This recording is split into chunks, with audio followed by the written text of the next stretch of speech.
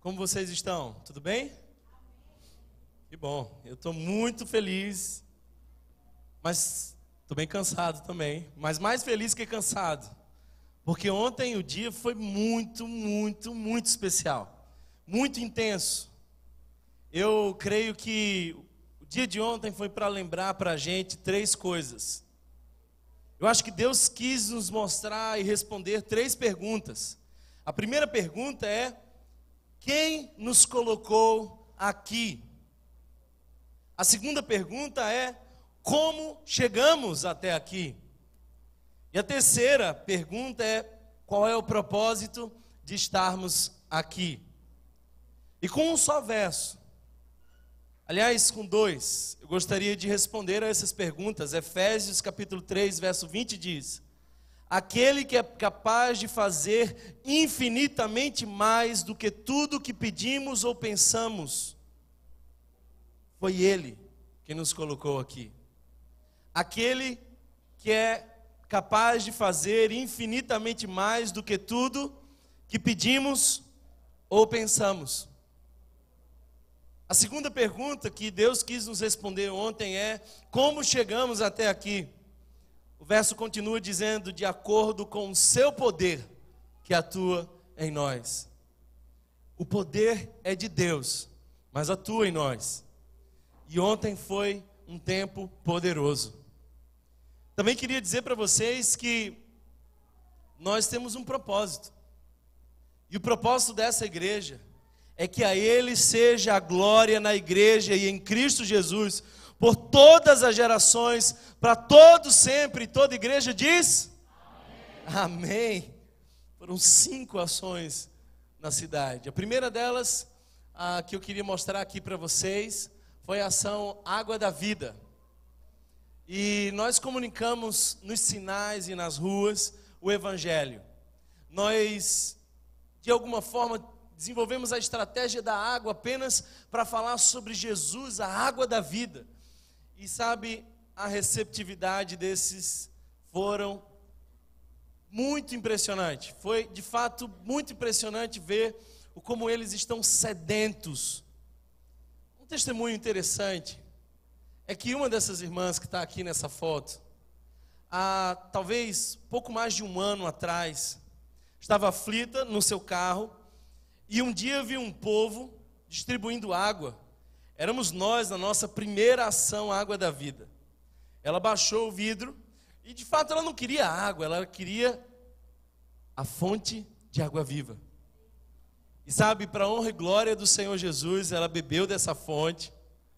Para a honra e glória do Senhor Jesus, se batizou aqui no início do ano. Hoje é membro dessa comunidade. E ontem estava também falando desse Jesus que liberta, que sacia a nossa sede. Eu achei que vocês fossem dizer amém, glória a Deus. Porque de fato isso me anima, essa aí. Isso me anima o coração. Outra ação que nós tivemos, nós distribuímos 3.000 copos de água. Foi um tempo precioso, muito intenso. Uma outra ação que nós tivemos foi a ação no asilo. Então nós fomos a um asilo lá em Olinda e passamos a tarde com essas senhoras que muitas vezes são abandonadas pela própria família. Nós tivemos o privilégio de tocar canções para elas. Nós tivemos o privilégio de fazer massagem nas mãos delas, a conversar, a ouvir, dar atenção, abraçar. Isso é evangelho. E também nós cantávamos louvores que animavam o coração dessas senhoras. Foi um tempo muito especial, mais ainda porque as crianças estavam presentes. Sabe, essas senhoras já estão isoladas das crianças há muito tempo.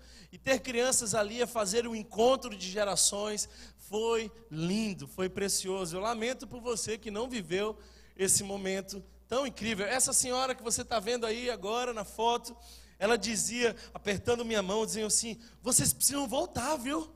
Vocês precisam voltar. Olha, foi muito bom, faz tempo que a gente não tem um tempo assim. Vocês precisam voltar. Tem alguém que quer voltar lá? Tem alguém que quer ir lá? Glória a Deus. Foi um tempo precioso. Foi, de fato, desafiador. Uma outra ação que nós tivemos foi a ação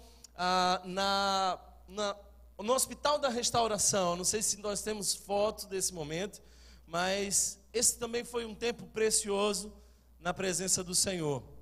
Nós fomos ali naquele lugar de intenso sofrimento, onde muitas pessoas são largadas esperando os seus doentes, passam ali meses. E nós chegamos ali com água, nós chegamos com um cafezinho, um pãozinho, mas ali também chegamos com esperança. E nós ali fomos falar sobre o médico dos médicos, aquele que cura, mas aquele que consola, aquele que controla, aquele que, quando cura, é Deus, e quando não cura, é Deus também. E sabe, foi um tempo precioso, levamos o violão, as pessoas cantavam louvores, e nós tivemos uma noite especial, quando a igreja foi igreja fora dos portões. Dietrich Bonhoeffer disse certa vez o seguinte: igreja só é igreja quando é para os de fora. Se for só para os de dentro, é clube religioso. Se for só para os de dentro, é para distrair a nossa alma. Mas igreja só é igreja quando é para os de fora. Você precisa ver como esse cara ficou bonito depois. Olha só, uma das ações que nós fizemos foi essa ação, banho da vida. Tínhamos ali alguém cortando o cabelo, nós conversávamos, ouvíamos as histórias, orávamos, intercedíamos, pregávamos a palavra de Deus. Foi intenso, foi precioso. Eles tomavam banho, Escobar vinha ali com um desodorante depois. Esse senhor ali, se você visse como ele chegou, você não ia acreditar. E ele saiu muito feliz, muito animado. Foi lindo tudo o que aconteceu ontem. Nós tivemos o privilégio de alcançar algumas pessoas que estão à margem da sociedade, que para muitos viraram paisagem urbana, e esse é um momento de evangelização, momento de confrontação com o Evangelho, de consolação com o Evangelho. Foi precioso ver tudo que Deus fez. E também nós tivemos uma outra ação pela manhã com a Rio Band. Então, isso me consola muito, prestem atenção, os irmãos da música, da banda, eles estão muito acostumados a tocar sobre os holofotes, sobre os olhares atenciosos, mas ontem eles nos mostraram que também conseguem louvar ao Senhor e levar esperança através da música para aqueles que não podem reconhecer o seu talento como um todo. Na descrição de um hospital ali, eles foram numa clínica de hemodiálise, levavam canções, palavras de esperança, abraço, oração. Igreja é para fora, rio é rua. E se você não está envolvido nisso, você precisa se envolver. Essas não são ações apenas pontuais que fazemos no nosso aniversário. Isso é o que de alguma forma ou de outra acontece semanalmente. Como assim, Thomas? Eu nunca vejo. Pois é, temos um grupo que chama Voz na Rua, onde tudo começou. E o Voz na Rua tem ainda suas ações, tanto com profissionais do sexo, como meninos da FUNASE. Aliás, hoje nós tivemos um dos meninos da FUNASE aqui. Aliás, nós também tivemos uma das pessoas que tomou banho conosco, que se alimentou conosco. Ele estava aqui com a gente. Hoje de manhã, tinha acabado de sair da prisão, de tornozeleira, e ele veio, glorificou a Deus e falou assim: olha, é muito bom viver uma igreja assim. Glória a Deus. Eu também acho que é muito bom viver uma igreja assim. E isso não pode ser apenas parte do aniversário da nossa igreja. Isso precisa ser o nosso DNA. Isso é o que Deus nos colocou para viver. Foi inesquecível e foi desafiador o dia de ontem. Se você não pôde participar por algum motivo específico, nós queremos convidar para no dia 16 estar envolvido nessa ação de doação de sangue. E no dia 30, nesse que vai ser um grande evento nesse espaço, onde nós vamos para a comunidade, porta a porta, convidar as pessoas a virem para ter atendimento médico, para trazer as suas crianças para a recreação. Esse espaço aqui vai ser transformado numa loja da graça, onde não é o poder do dinheiro, o poder da barganha econômica, mas é o poder do amor que importa. Então nós cremos que Deus vai fazer grandes coisas para a glória do nome dEle. É só o começo, e quem está feliz aqui, diga glória a Deus. Amém. Sabe, queridos irmãos, todo mês de aniversário da igreja, nós pregamos sobre o que Deus espera da Igreja Rio. E hoje não vai ser diferente.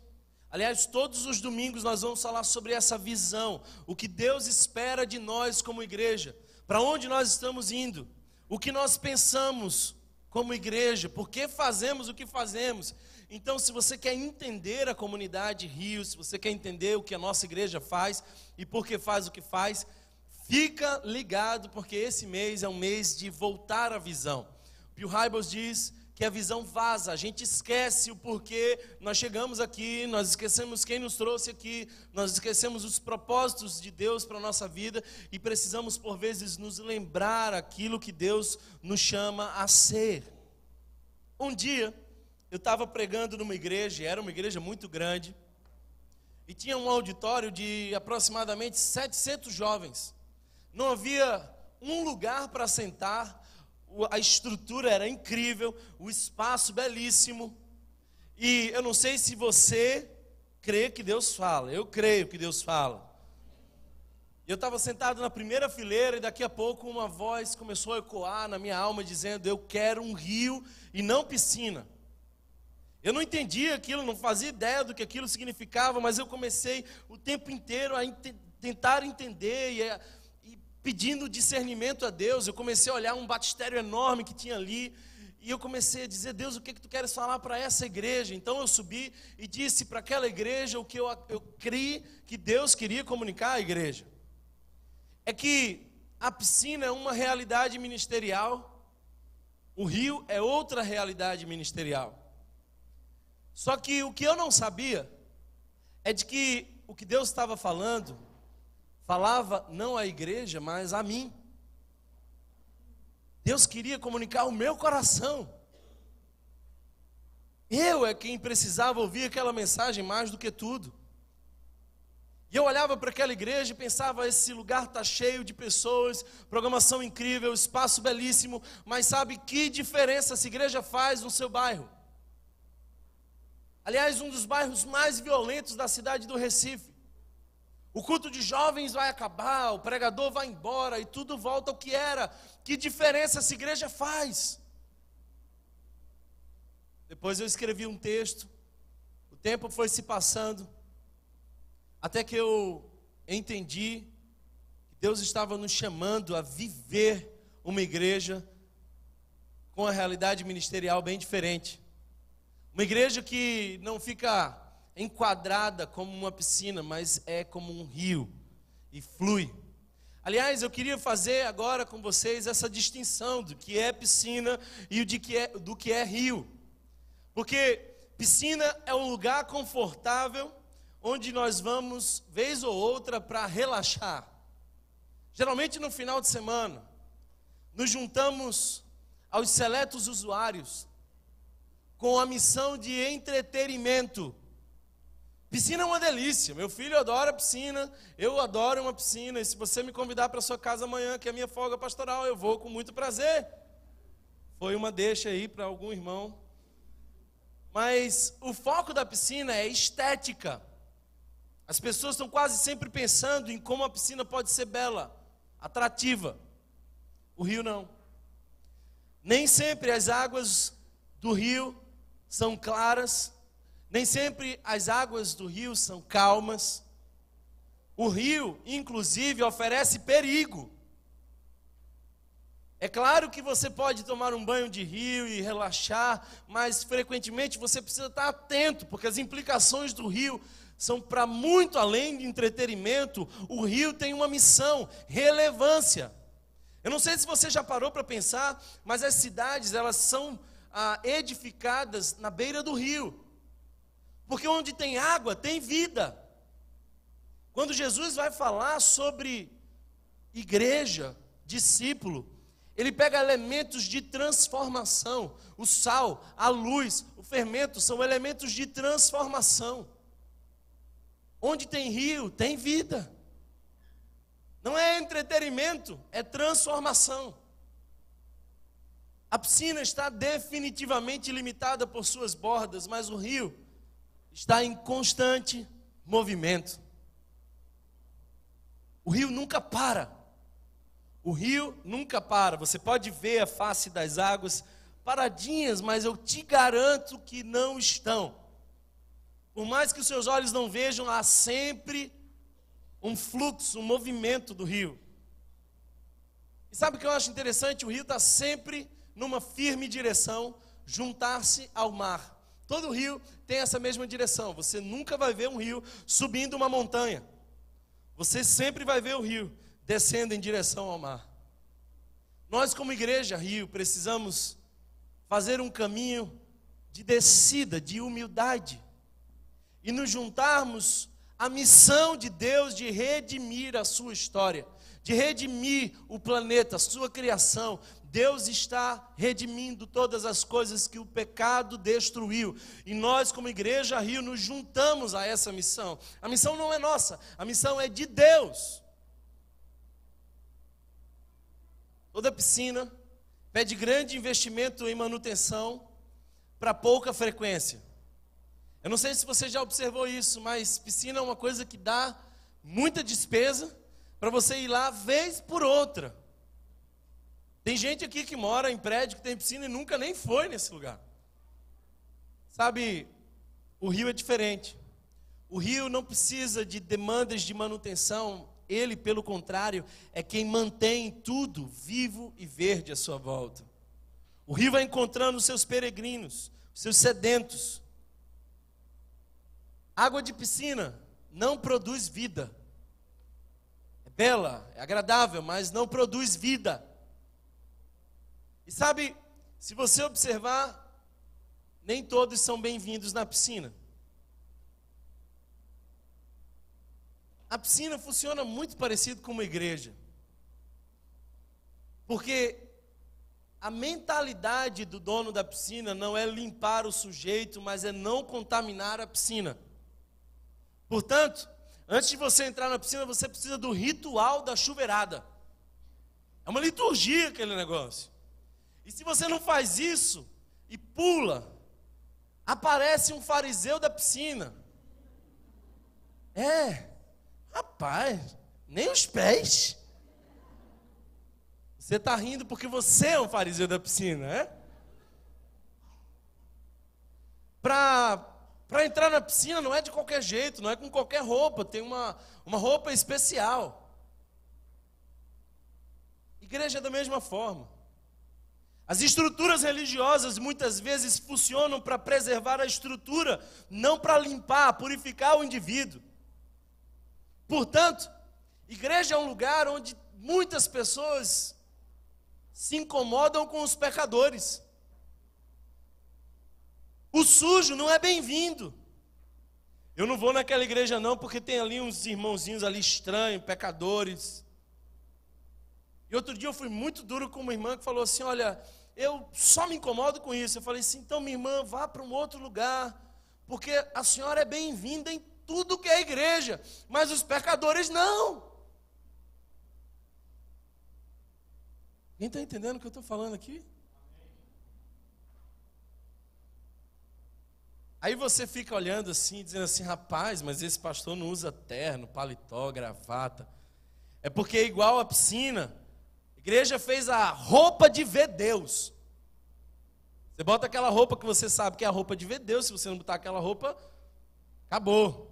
E vez por outra tem um herege, sobe aqui, toca de bermuda. O pessoal do louvor geralmente que está num estado de evolução espiritual um pouco diferente, mas estão entendendo o que eu estou dizendo?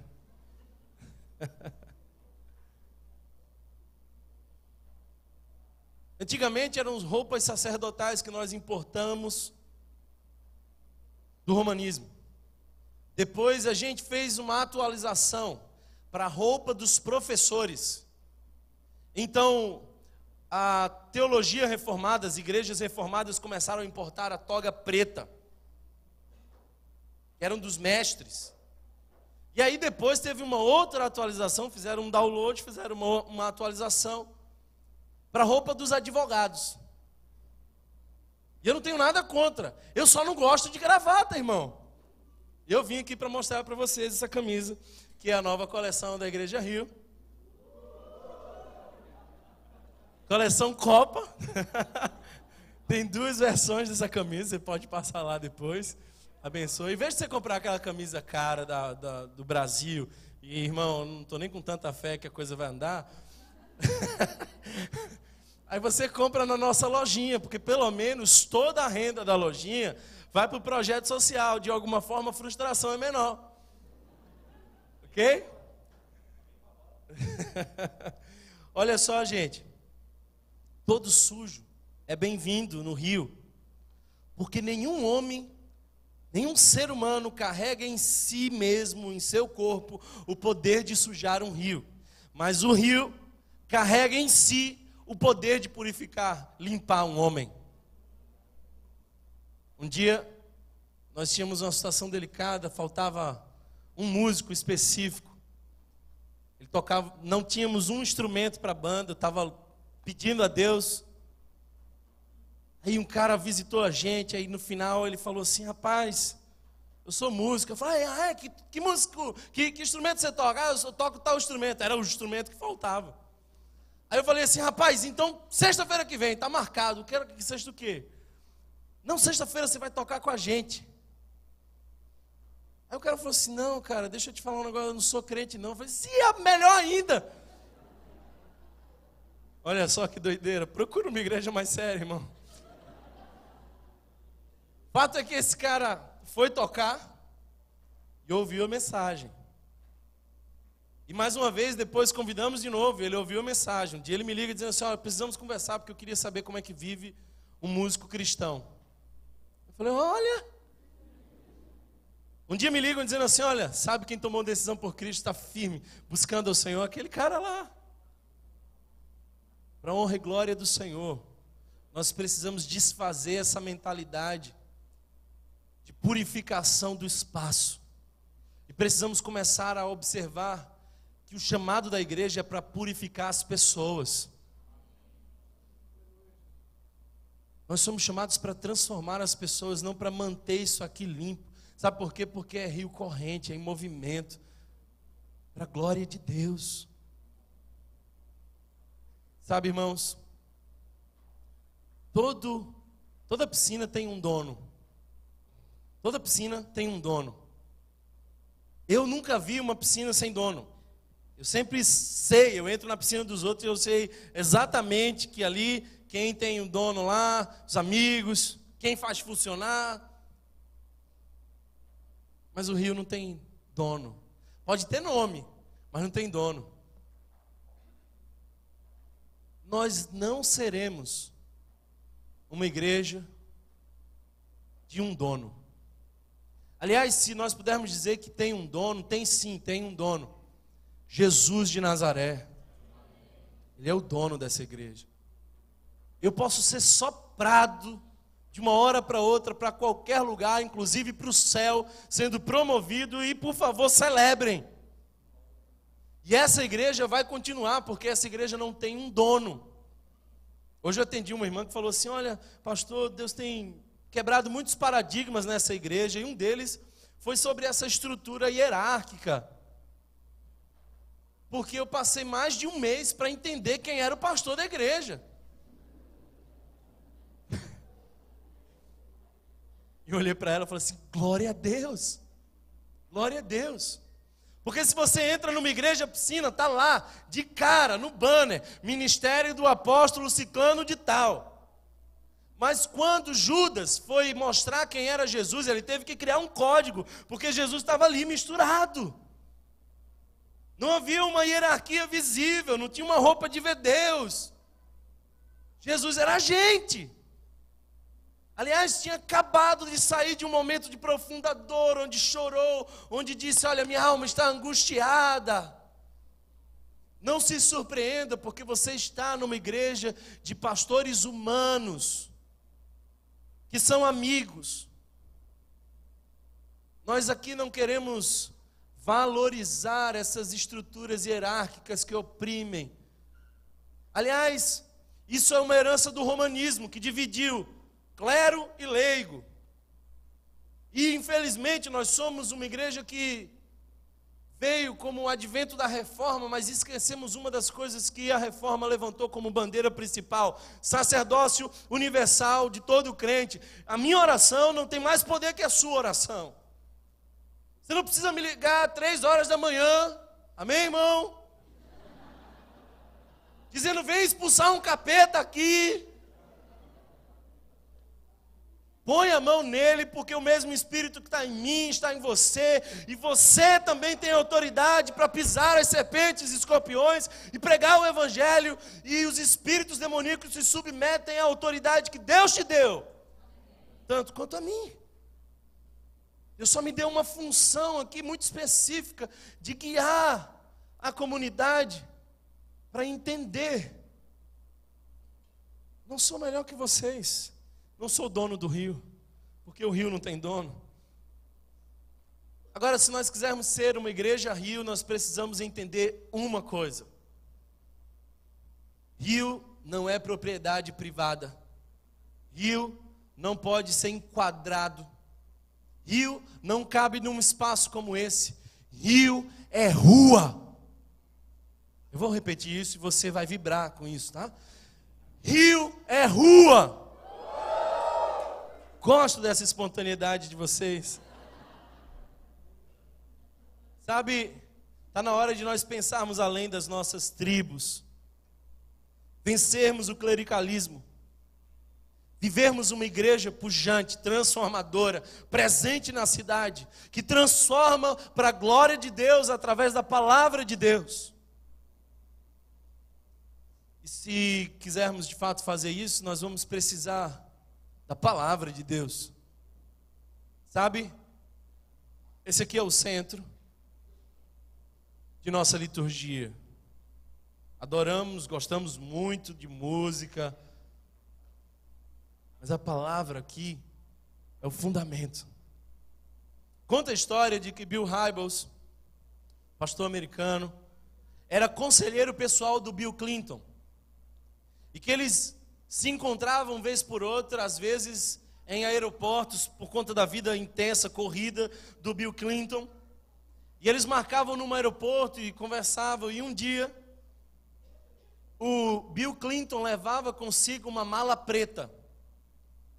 E provavelmente seja verdade o fato de que o presidente dos Estados Unidos tem que andar para onde vai com uma mala preta, que carrega dentro dela acionadores que podem propor em questão de segundos uma terceira guerra mundial.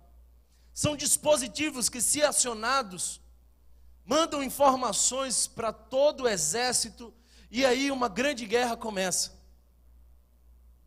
É a mala preta, aliás, é a mala mais poderosa do mundo para muitos. E Bill Clinton estava ali conversando com Bill Hybels, Bill. E aí o Bill Hybels começou a olhar aquela mala ali bem pertinho dele, aquela mala poderosa, cheia de dispositivos que podiam mudar a história. A conversa termina, ele entra no avião, senta na cadeira, põe a mala dele, do Bill Hybels, no colo, e começa a dizer, poxa, essa minha mala não é nada comparada à mala do Bill Clinton. Aí daqui a pouco o Espírito Santo disse assim, abre a mala. E quando ele abriu a mala, o que tinha dentro era a palavra de Deus. E o Espírito Santo disse, a tua mala é mais poderosa do que a mala dele. Que a mala dele pode destruir todas as coisas, mas a tua mala carrega uma mensagem que pode transformar todas as coisas. E esse livro carrega a mensagem poderosa. Eu queria que você abrisse ele agora em Atos dos Apóstolos. Também poderia ser chamado de Atos do Espírito Santo. Capítulo 17. Nós vamos ler do verso 16 em diante. Atos dos Apóstolos, capítulo 17, do verso 16 em diante.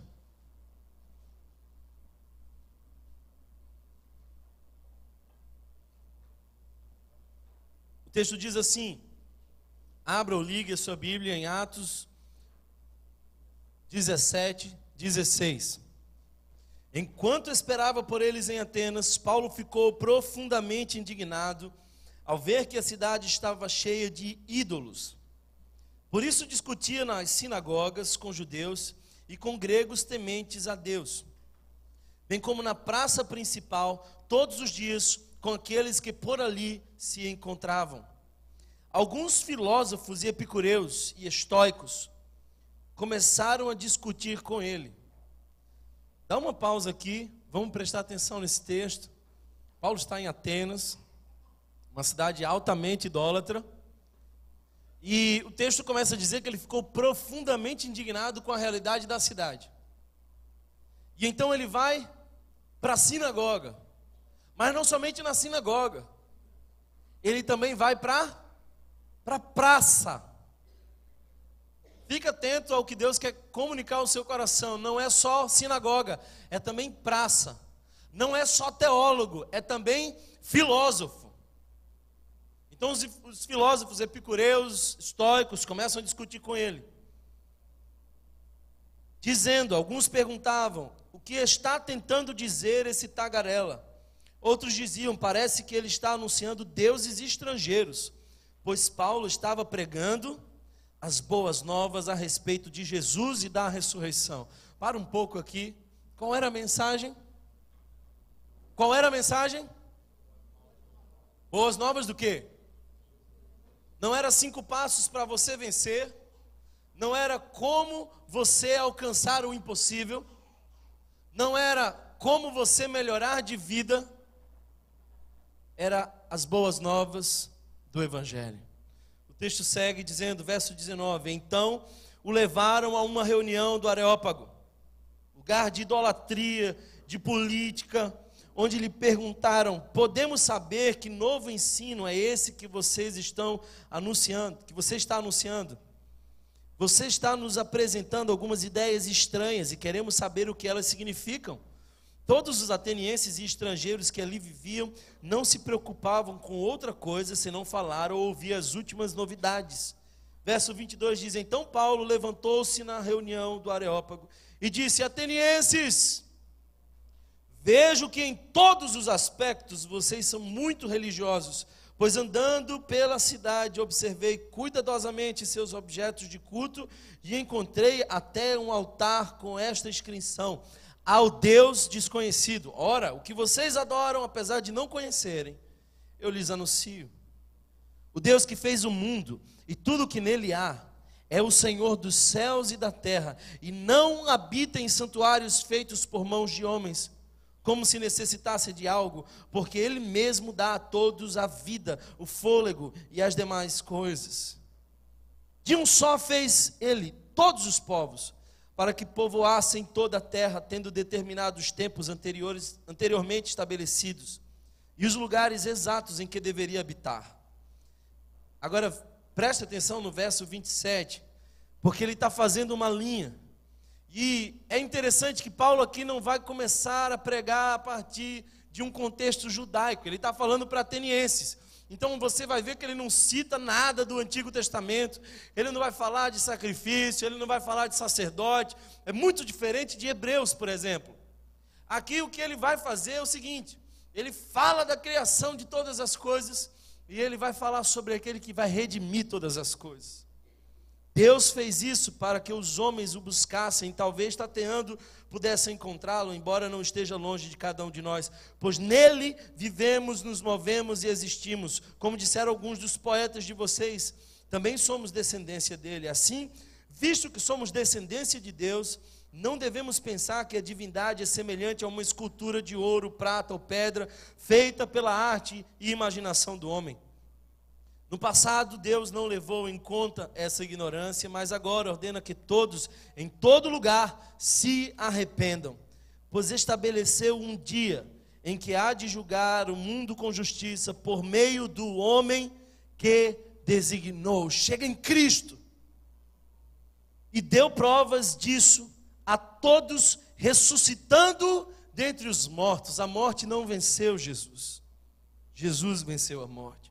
Verso 32 diz, quando ouviram sobre a ressurreição dos mortos, alguns deles zombaram e outros disseram, a esse respeito nós o ouviremos outra vez. Com isso Paulo retirou-se do meio deles, alguns homens juntaram-se a ele e creram, entre eles estava Dionísio, membro do Areópago, e também uma mulher chamada Dâmaris, entre outros com Ele. Pai, nós estamos na Tua presença, te pedimos que Teu Espírito Santo fique à vontade, fale ao nosso coração, ministra a Tua palavra santa e poderosa.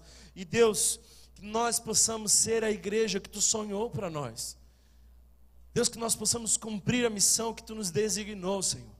E que para a honra e glória do Teu santo nome, Senhor, nós hoje possamos ser desafiados a viver o projeto que Tu nos deu há 3 anos atrás. Que não hajam distrações, que nossos olhos, ouvidos e coração estejam cativos à Tua presença e prontos como um terreno fértil onde a Tua palavra possa prosperar a 30, a 60 e a 100 por 1, que seja assim para a glória do Teu nome. Toda a igreja diz? Amém. O que nós precisamos para seguir firmes como rio? O que nós precisamos, que características nós precisamos para de fato viver a missão que Deus nos dá como igreja? O que a gente não pode perder de vista? O que eu vou trazer aqui é uma lista de 5 aspectos que, se nós distrairmos de algum deles, nós saímos totalmente do trilho. Cada um deles é profundamente essencial. Sem esses 5 aspectos, nós deixamos de cumprir a missão que Deus nos deu como Igreja Rio. Portanto, esses aspectos são fundamentais para sermos Igreja de Cristo, Igreja Rio. E se você puder, volte ao verso 16, mantenha a sua Bíblia aberta, nós vamos expor esse texto. E no verso 16 nós vamos ver o primeiro aspecto.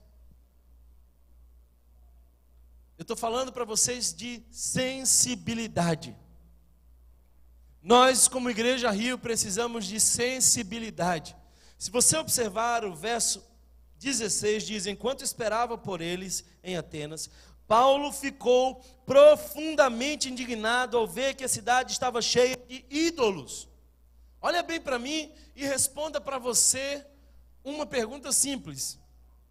Quando foi a última vez que você ficou profundamente indignado com algo que não tinha implicações diretas a você?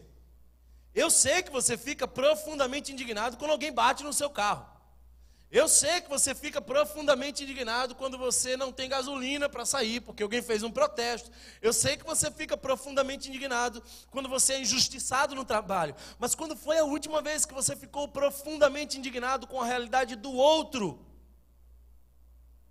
Quando foi a última vez que você ficou profundamente indignado, se é que ficou, porque o outro sofria? Bem-aventurados que têm fome e sede de justiça, mas não é essa justiça que você clama para si, é a justiça que você clama para o outro. Quando foi a última vez que a realidade do outro doeu o seu coração? Quando foi a última vez que você chorou a dor do outro?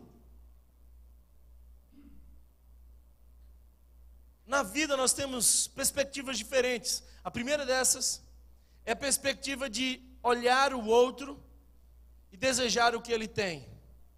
Você olha o outro e diz assim: o que você tem ou é, eu quero ser ou ter. É por isso que nós observamos nos 10 mandamentos, entre eles, não cobiçarás. E um filósofo francês montou toda uma estrutura de resposta à questão da violência no mundo. E ele vai terminar a sua tese brilhante, dizendo: o grande problema no mundo é a cobiça. Porque nós queremos o que o outro tem. E eu não estou falando para vocês de roubar apenas. Eu sei que alguns vão às vias de fato. Mas eu estou falando de você que abre o Instagram e começa a ver a família perfeita do outro, a realidade perfeita do outro. Isso é o que a filosofia vai chamar de desejo mimético.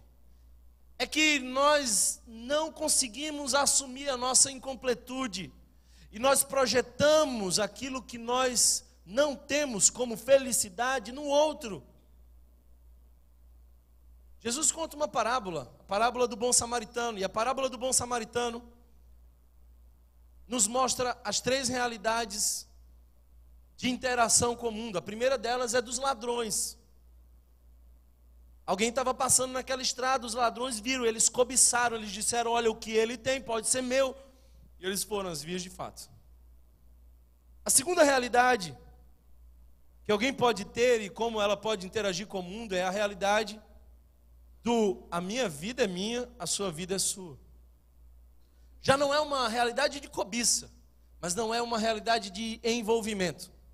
Então, o teu problema é teu, o meu problema é meu, o que você tem para celebrar, celebre, o que você tem para chorar, chore, mas eu não choro com os que choram, e eu não vou dar uma gargalhada porque você está rindo. Essa é a mentalidade do sacerdote e do levita.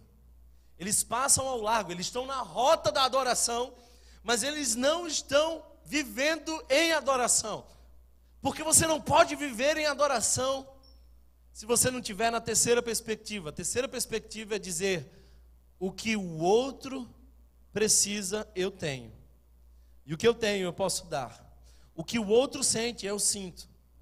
E se eu sinto, eu posso ajudá-lo a transformar. Presta bem atenção. Paulo não tinha nada a ver com Atenas, mas ele fica profundamente indignado. O que você sente quando você entra num asilo e vê um grupo significativo de idosas abandonadas? O que você vê quando você vai às ruas e vê pessoas vivendo como animais?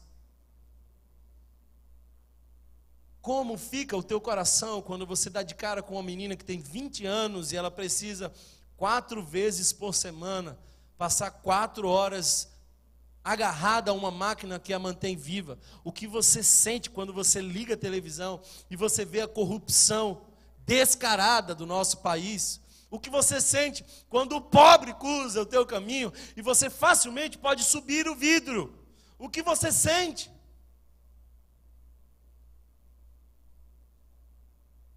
Homens e mulheres de Deus são marcados por uma vocação que inicia na sensibilidade. Se não, veja Moisés. Moisés vê um hebreu apanhando, uma situação de escravidão terrível, e ele muito bem no palácio, maravilhosamente estável, e ele se envolve, ele faz alguma coisa. E Deus depois vai lá no deserto e diz, Moisés, o que você viu e que incomodou o seu coração, também incomoda o meu coração, e eu vou te usar.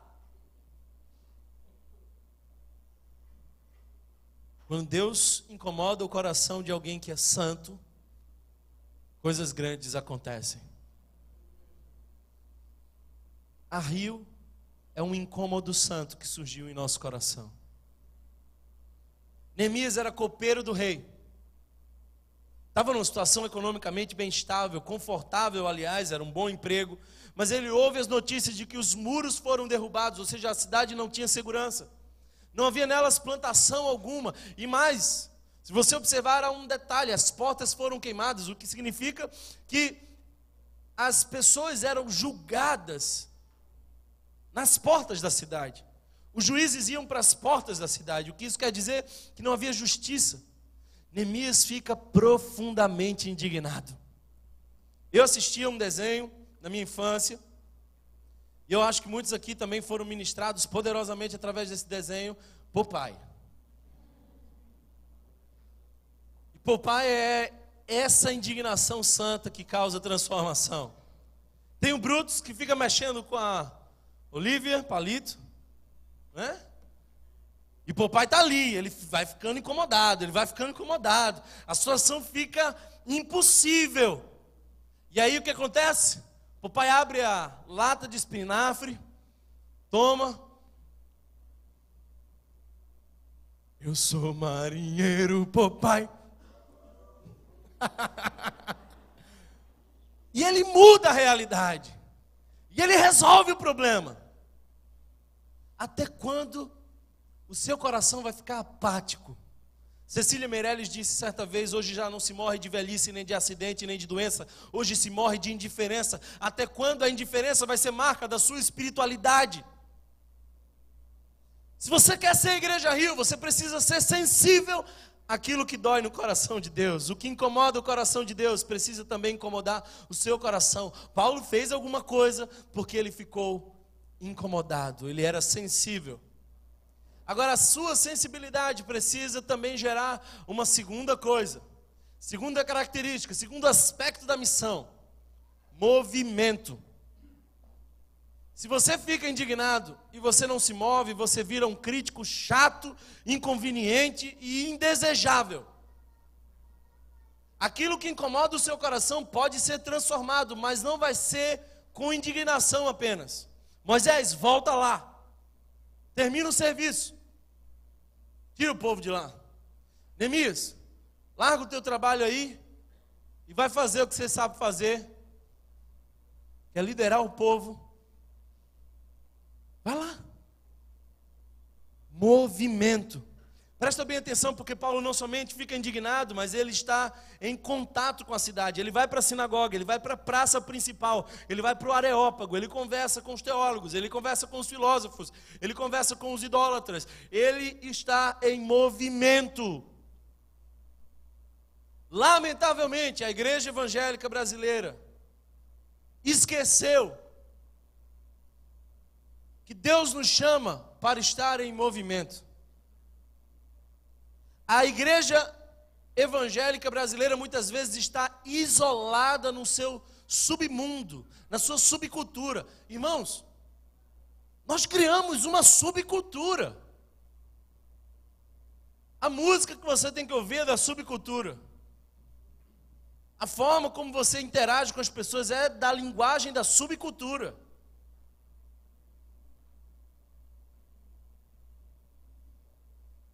Sabe de uma coisa? Jesus disse que nós, como discípulos de Cristo, seríamos como sal. Mas a religião nos fez ficar aprisionados dentro de um saleiro. Chega, você não transforma nada. Nada acontece se você fica no saleiro. E sabe, ninguém busca o sal. Você não vai num restaurante e fala assim: hoje eu quero comer um prato de sal. Você não faz isso. O sal está misturado.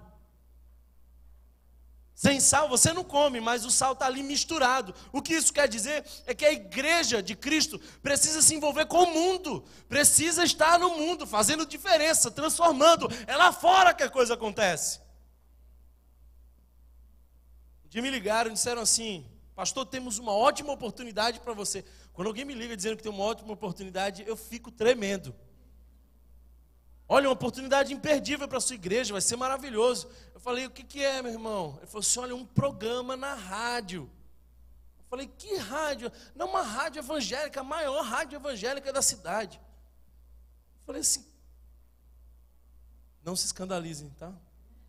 Está amarrado. Deus me livre. Eu acredito que abençoa muita gente, mas já tem 150 programas na rádio evangélica. Eu não sou um bom radialista. Minha vocação não é essa. Eu não vou fazer a menor diferença. A rádio evangélica não precisa do 151º programa. Eu troco 5 horas de rádio evangélica por 5 minutos de Jovem Pan. Eu quero estar lá fora. Se você tiver 5 minutos da Jovem Pan, me interessa muito. Porque eu não fui chamado para distrair crente. Fui chamado para alcançar as ovelhas perdidas. Fui chamado para olhar como Jesus. Observa, Jesus está olhando para Jerusalém e ele começa a dizer assim: são como ovelhas sem pastor, dos olhos do mestre escorrem lágrimas.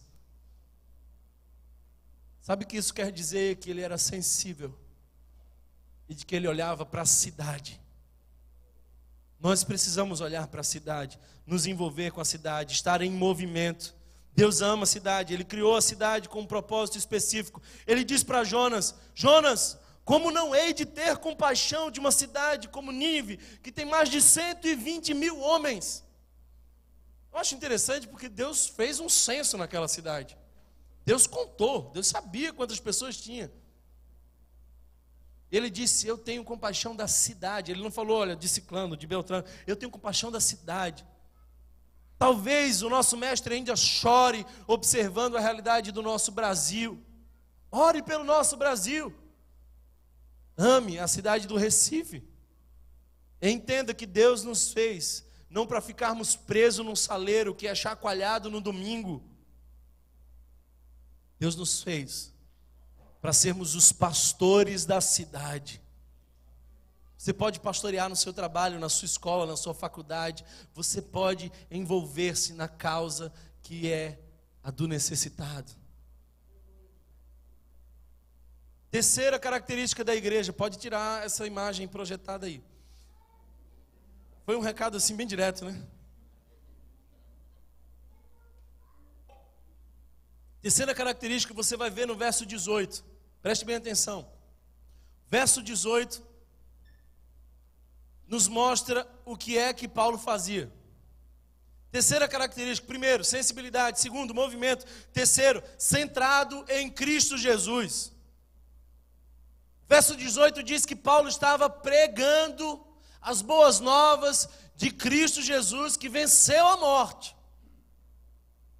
Lamentavelmente, a realidade é de que muitas pessoas estão pregando receitas prontas para o próprio homem, do homem para o homem. Lamentavelmente, tem um monte de igreja pregando Israel. Irmão, eu não fui chamado para pregar Israel, eu não vou tocar chofar para você. Eu sou discípulo de Jesus de Nazaré, não de Abraão. Cristo é o centro dessa igreja. Eu não fui chamado por Deus para pregar sobre Calvino. Maravilha, Calvino deve ter feito um ótimo trabalho, mas eu moro aqui em Recife, é 2018 e eu sou chamado a pregar Jesus na minha geração. Psicologia não muda o mundo, filosofia não muda o mundo, e eu quero dizer para vocês, teologia também não. Mas Cristo Jesus é a esperança. Nós temos a palavra mais poderosa da terra. Toma posse, com ousadia, com autoridade. Cristo Jesus é o centro da igreja. Ela é a noiva de Cristo. Não há mensagem mais importante do que Jesus. As pessoas às vezes acham ruim, porque a gente prega 1h e 10. Ok, meu irmão, você pode escolher uma outra comunidade que prega 20 minutos e canta 1h20. Mas é que para a gente é importante gastar tempo com o que é importante. Jesus é o centro dessa comunidade e sempre será. E no dia que não for, esqueçam essa comunidade, vivam em outro local, vão celebrar em outro canto, porque Jesus precisa ser sempre o centro. Quarto aspecto da igreja que Deus espera que sejamos. Uma igreja estratégica. Se você observar o verso 22, 23, 28, você vai ver Paulo dizendo: em tudo vos vejo. Ou seja, Paulo está olhando para a cidade, Paulo está tentando discernir a cultura da cidade. Depois ele diz assim, observando, ou seja, Paulo foi fazer uma espécie de exegese cultural. Os pastores frequentemente fazem exegese bíblica, e eu acho maravilhoso, e tem mesmo que fazer, louvado seja Deus por isso. Mas a gente também tem que fazer uma exegese cultural. Quem é que nos ouve? Qual é a geração que está desenvolvendo a cultura? Qual é a realidade da nossa cidade? Pregar no Brasil é uma coisa, pregar nos Estados Unidos é outra. Importar a cultura americana para cá é esquecer da exegese cultural. É maravilha quando a gente toca um louvor assim, incrível, bem americano. Mas a gente é o povo do forró também.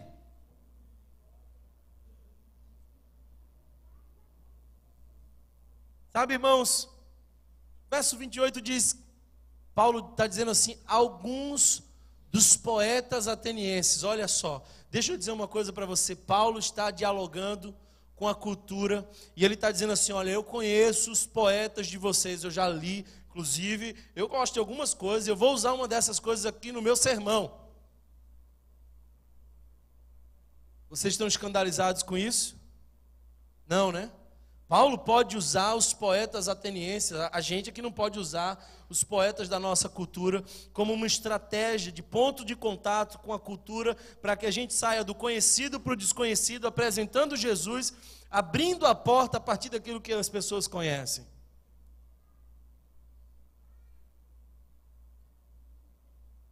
Sabe, quando a gente começou a tocar umas músicas estranhas aqui, dito secular, que é outra coisa que o diabo implantou na mente da gente, a gente separou o sacro e o profano. Quando na verdade, quando a gente se converte ao Senhor, nos entregamos a Ele, tudo é sagrado. Quer comais, quer bebais, se você estiver no trabalho, se você estiver em casa, se você estiver com a sua esposa, tudo é santo. Mas às vezes a gente tocava umas canções aqui, e as pessoas ficavam nervosas, elas diziam, oh, meu Deus, a igreja que toca música secular. Paulo citava os poetas atenienses, irmãos. O que Cássia Eller cantou quando disse assim, quando o segundo sol chegar para realinhar as órbitas dos planetas. Ela não sabia, mas esse segundo sol é o sol da justiça, é o sol que brilha muito além do cosmos. Ele é Jesus de Nazaré, que vai realinhar todas as coisas, botar tudo no devido lugar, redimir o planeta, restaurar a sua criação. Ela só não sabe quem é. Aí eu sei quem é. E todo mundo conhece a música, então eu pego a música e eu digo assim, tá vendo essa música, gente? Vocês precisam conhecer esse segundo sol. Aí chega Marisa Monte com aquela voz suave. Quantos já são ministrados por isso aqui? Aí ela começa a cantar de um vilarejo. Há um vilarejo onde as portas ficam abertas, os seios das mulheres são fartos, as crianças são fortes, a beleza em todo canto, a segurança. Ela não sabe que esse vilarejo a gente chama de céu. Aí John Lennon começa a cantar, Imagine all the people living for today. Sabe, o que ele não sabia é de que essa irmandade unida, vivendo o hoje, sem ansiedade, sem preocupação, sem guerra. Ele não fazia ideia, mas isso é onde nós estamos caminhando para chegar em Cristo Jesus. Ele nos prometeu, eu vou preparar morada e voltarei. Essa morada, esse lugar que John Lennon queria que a gente imaginasse. Aí as pessoas chegam aqui dizendo assim, ó, essas luzes, esse negócio estranho, essa fumaça ali atrás, está amarrado. A religião fez da forma o sagrado e esqueceu a essência. Aí eu acho fantástico quando o cara chega aqui, ele fica escandalizado, aí ele traz sem querer o filho diz, pai, esse é o lugar para mim, papai. Eu entendi a pregação, me senti em casa. Olha só, papai. Aí ele começa a dizer, rapaz, até que o pastor está usando a palavra. Chega dessa religião que esmaga, que não produz vida.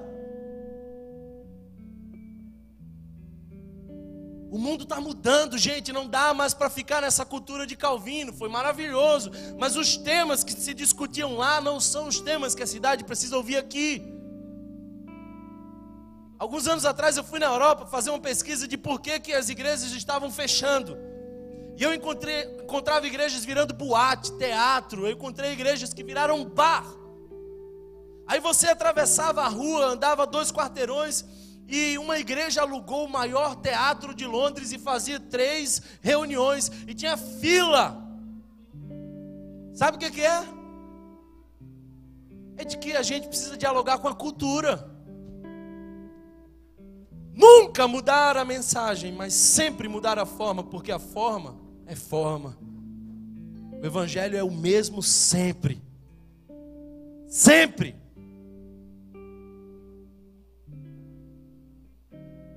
Daqui a 10 anos,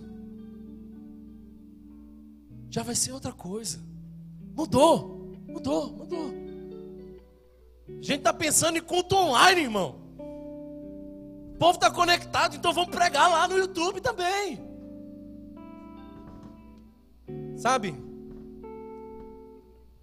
Precisamos discernir os perigos dessa teologia fóssil. Esse conservadorismo morto. Dessas pessoas que estão apegadas ao legado do passado vazio. Sempre foi assim. Você nem sabe por que era assim. Por que essa igreja tem um formato diferente e não tem aquele telhado? Ah, aquele telhado era dos ingleses. Quando caía neve lá, eles tinham que fazer aquele telhado, sabe? Senão arriava o teto. Mas a gente não precisa disso, porque aqui nunca caiu neve, irmão. Não sei se você sabe disso. Aí surgem outras igrejas que, na minha opinião, vão para o outro polo. A teologia da água viva. É aquilo que é sem forma, é aquilo que não tem estrutura, não é sólido, não tem osso.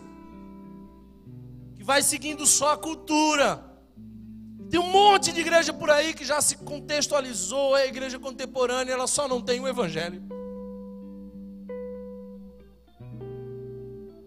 Nós precisamos pregar a mesma mensagem de sempre, encontrando sempre as novas estratégias de pregar o evangelho. Porque a geração muda e as estratégias também precisam mudar. E aí o verso 24 traz um lembrete maravilhoso. O tempo está correndo demais hoje, mas deixa eu dizer para você. O verso 24 diz assim: Deus não habita em templos feitos por mãos de homens. Já que hoje é aniversário da igreja, sim, eu já falei um monte de coisa que chocou você, eu vou falar só mais uma. Deus é claustrofóbico, com a licença poética da palavra. Você não pode tentar colocar Deus na sua caixinha. Ei, Deus nem é evangélico.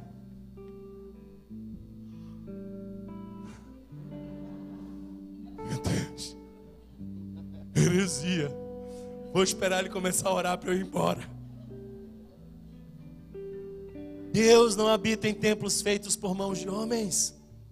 Deus está em toda parte, salvando quem Ele quer. Ele não depende nem de nós. Tem um monte de gente do outro lado do oceano, alcançando muçulmanos, e nem chegou o missionário lá. Os muçulmanos estão sonhando com Jesus, entregando-se a Ele. Coisas maravilhosas acontecem, porque Deus não cabe na nossa caixa religiosa.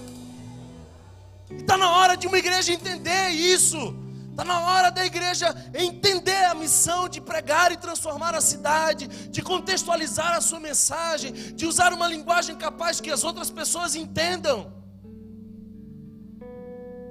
Por último, e não menos importante, eu quero lembrar para você que esses 5 aspectos são fundamentais. Sem isso, não somos Igreja Rio.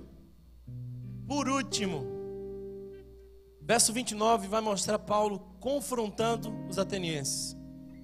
Paulo vai dizer: olha, esse Deus que vocês adoram sem conhecer, vocês não conhecem não, mas eu conheço. E como vocês fazem, está errado. E eu vi que vocês são idólatras.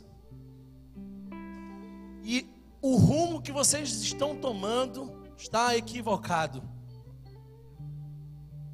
Deixa eu dizer uma coisa muito direta para você, muito direta. Queridos irmãos,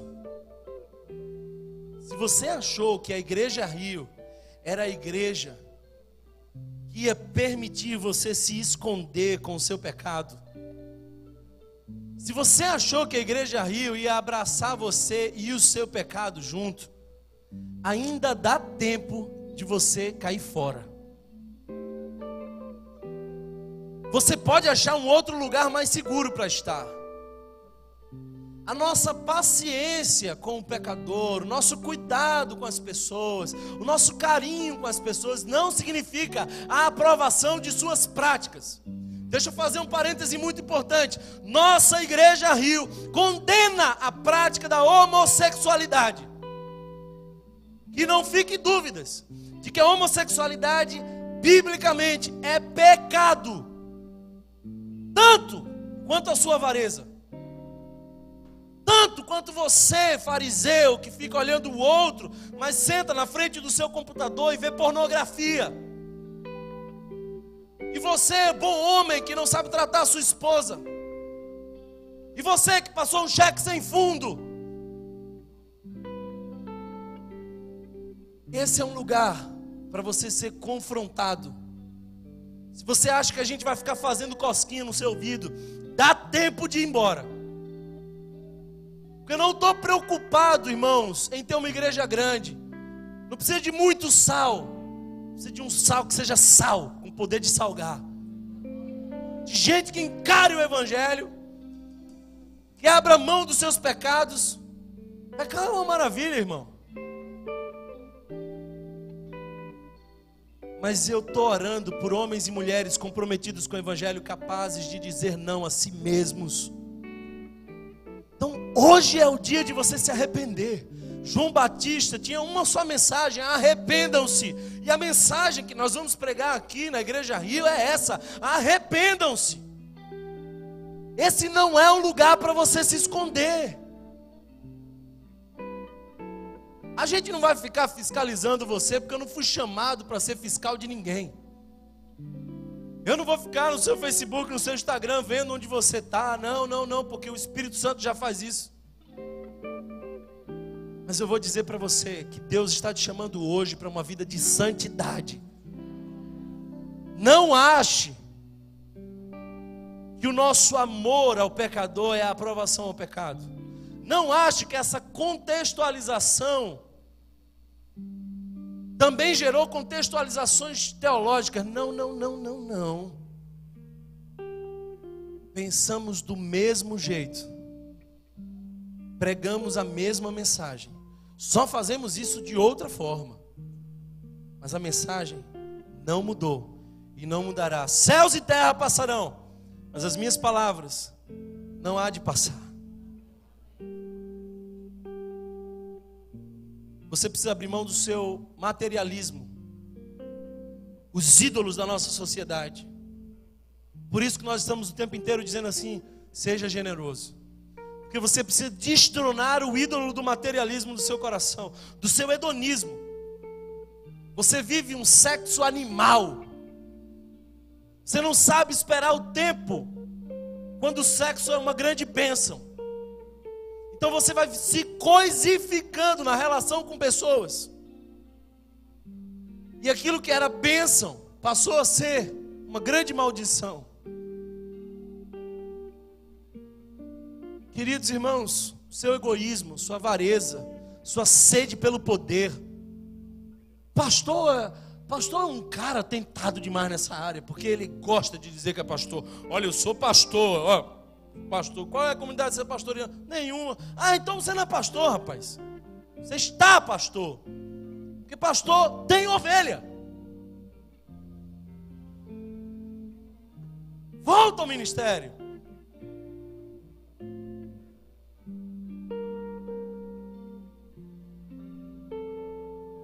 Eu oro e sonho com uma igreja capaz de transformar pessoas. Que elas saiam do pecado. Que elas entendam o evangelho. Que elas creiam em Jesus e seja o centro da vida delas. Se você está em pecado, hoje é o dia de você se arrepender. Porque aqui não é lugar para você passar discretamente. Você precisa de transformação. Está na hora de você largar o seu comodismo. Está na hora de Deus chacoalhar você e lembrar para você a missão que Deus deu para nós.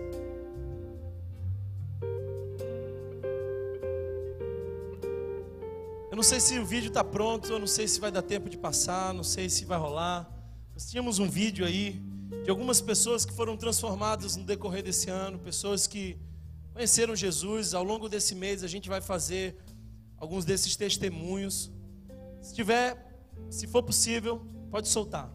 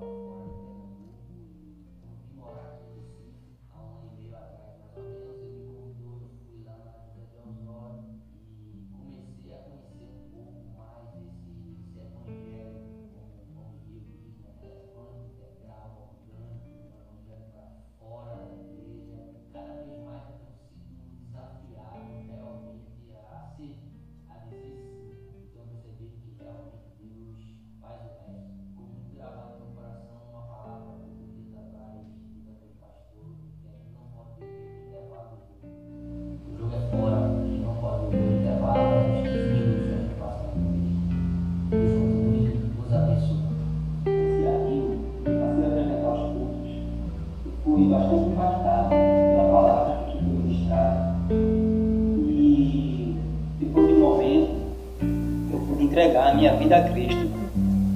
E eu nunca fui alguém de frequentar a igreja, nunca me vi frequentando igrejas. E hoje em dia eu posso afirmar que a graça de Deus me alcançou e que a Igreja Rio foi um instrumento dele para que isso pudesse acontecer. Olá, eu me chamo Elizabeth, faço parte da Igreja Rio há aproximadamente 2 anos. Atualmente eu lidero uma fonte que acontece em Olinda e sou responsável pelo Café Rio. Eu resido em Paulista e para chegar até a nossa comunidade eu preciso pegar 3 transportes, aproximadamente 4 horas de percurso, 2 para ir e 2 para voltar. Mas em momento algum isso tem sido motivo de empecilho ou de problema, porque o prazer de servir ao Senhor, o prazer de estar na casa do Senhor, cultuando aquele que é digno de toda a honra e toda a glória, tem sido bem superior a qualquer dificuldade. Então eu parabenizo a nossa igreja pelos 3 anos e eu sei que Deus ainda tem muita coisa a fazer em nós e através de nós. Isso é só o comecinho. Que Deus continue nos abençoando. Oi, igreja.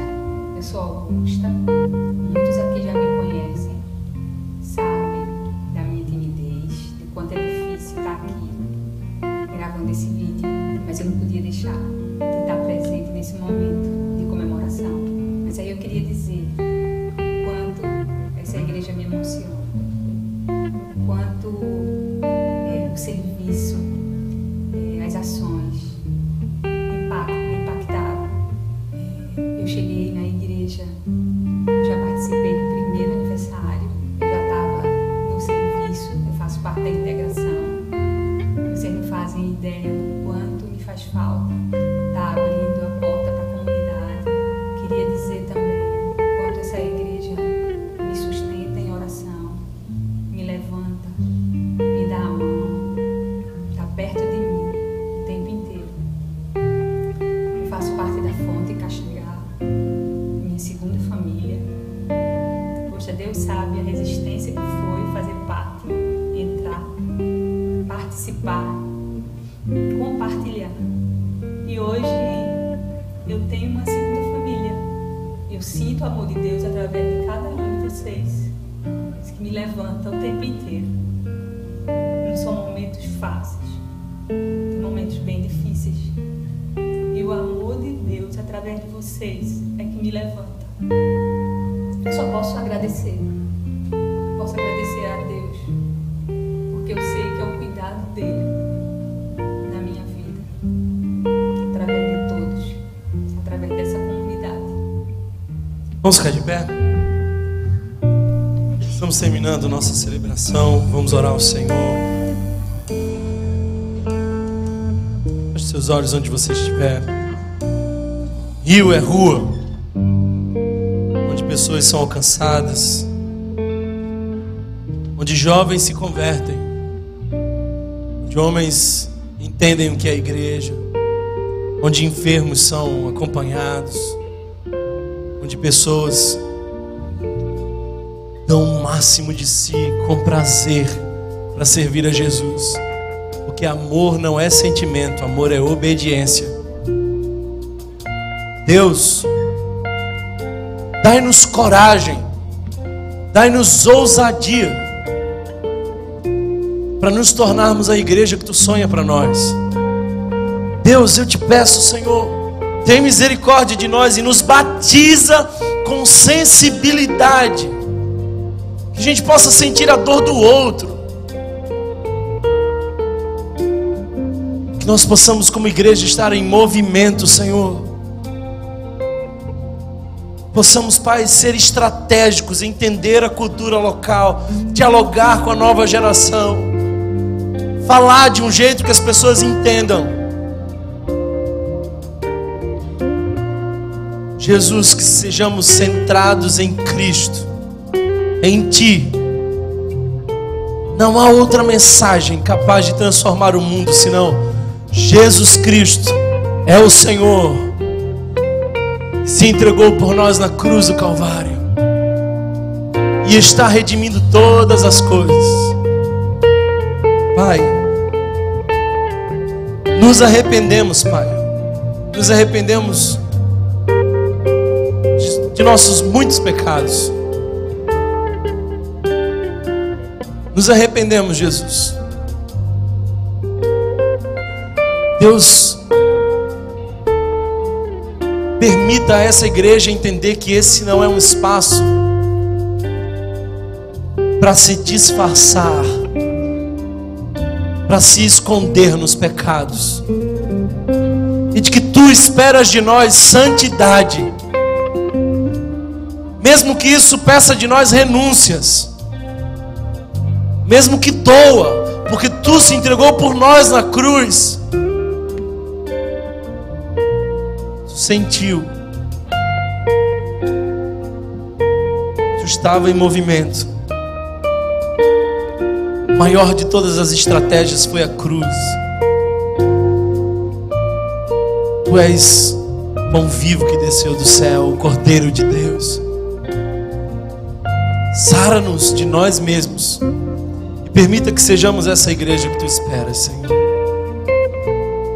Que o amor de Deus, o nosso eterno e bondoso Pai, que a graça revelada no Filho Jesus, que a comunhão e as consolações do Divino Espírito Santo estejam conosco desde agora e para todos sempre, nos dando ousadia como igreja para ir e transformar e impactar o mundo e ganhar Recife para o Senhor Jesus.